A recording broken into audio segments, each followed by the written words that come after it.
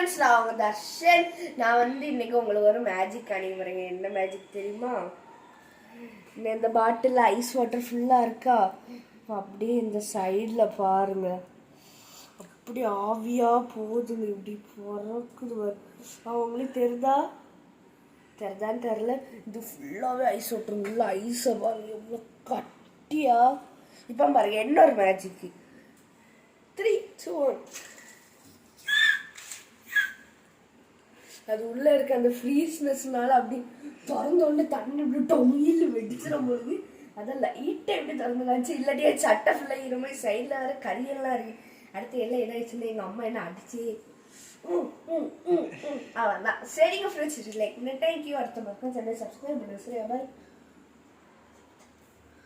இப்போ நல்லா வெயிலுக்கு கொஞ்சம் ஐஸ் எடுத்து நல்லா சில்லுன்னு இருக்குங்க.